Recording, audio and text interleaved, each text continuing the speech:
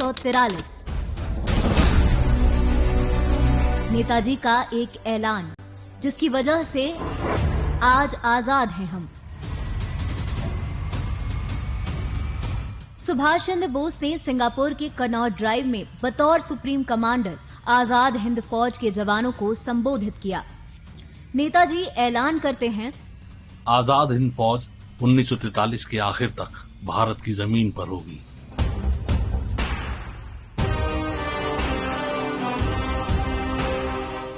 ठीक एक महीने पहले 5 जुलाई को बोस ने आईएनए की मौजूदगी के बारे में दुनिया को बताया था। तब आईएनए का मकसद था दिल्ली चलो।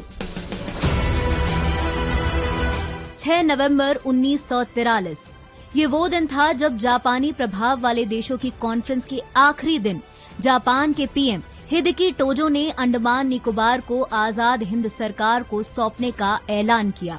जापान ने 1942 में ब्रिटेन से ये द्वीप जीता था। इसी कॉन्फ्रेंस में नेताजी ने घोषणा की, My countrymen in East Asia, जिस तरह फ्रांसीसी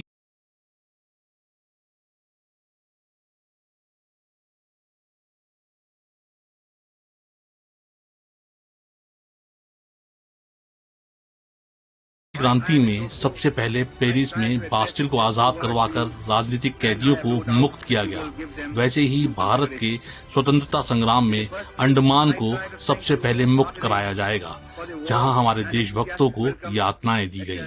29 दिसंबर 1943 पोर्ट ब्लेयर के हवाई अड्डे पर जापानी सेना का एक विमान उतरा। विमान से आजाद हिंद सरकार के राष्ट्र प्रमुख और प्रधानमंत्री सुभाष चंद्र बोस के साथ आजाद हिंद सरकार के मंत्री उतरे। अगले दिन बोस ने पोर्ट ब्लेयर के जिमखाने ग्राउंड में अपना राष्ट्रीय ध्वज फहराया। वंदे मातरम और भारत माता की जय का नारा चारों तरफ गूंज रहा था और 1943 के अंत तक भारत की भूमि पर आईएनए को पहुंचाने का वादा नेताजी ने पूरा किया। आजादी के कल और आज का सच जानने हम पहुंचे उसी जगह, पोर्ट ब्लेयर।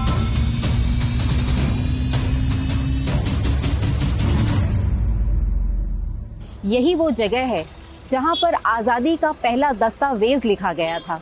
नेताजी के आगमन पर यहाँ पर आईएनए और लीग के लोगों ने उन्हें गार्ड ऑफ ऑनर दिया। अब आप यहाँ पे मेरे पीछे आप देख पा रहे होंगे, ये काफी डेवलप हो चुका है। इसे वीर सावरकर एयरपोर्ट नाम दिया गया है। इसे इंटरनेशनल एयरपोर्ट बनाने की तैयारी की जा रही थी। अगले वर्ष जुलाई तक में इसका काम पूरा हो जाएगा।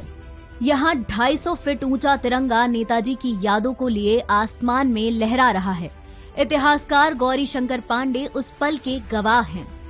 जिमखाना ग्राउंड में झंडा रोहण के बाद में नेताजी सुभाष चंद्र बोस जापानियों की देख रेख में, उनके कंट्रोल में सेलुलर जेल विजिट किया और वो सामने जापानी इस तरीका से उसको घेरे हुए थे कि कोई इसको सुराग न लग पाए। मुख्य कार्यकर्ता सब जेल के अंदर में जापानी की यातनाओं से झेल रहे थे। ये यातना जो है जापानी का इतना ज्यादा भयंकर था कि अगर नेताजी देखे होते और इतिहास कुछ दूसरा होता। काला पानी, यही जगह काला पानी के नाम से जानी जाती थी।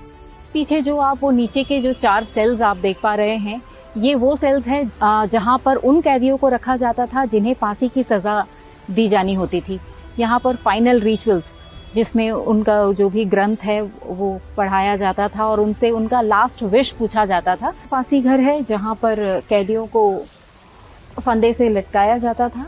ये जो वुडन स्ट्रक्चर आप देख रहे हैं, ये वही है। ये जो भीम ऊपर दिख रहा है आपको, ये भी उसी समय का है कि रस्सी में आप देखिएगा एक लोहे का छल्ला लगाया हुआ है। वो छल्ला इसलिए लगाया है जब भी किसी को फांसी दे तो उसका पूरा वो स्पाइनल कॉर्ड टूट जाए, किसी भी तरह का कोई गुंजाइश ना बचे बचने का। ये जगह और यहाँ दी गई सजा ने कई क्रांतिकारियों की जान ली। इसकी गवाह हैं ये इमारतें, लोहे की सलाखें और अंधेरी कोठरियां। लेकिन ये लहराता तिरंगा गवाह है हमारी आजादी का, संघर्ष का, एकता का। ये गवाह है नेताजी के आजादी का।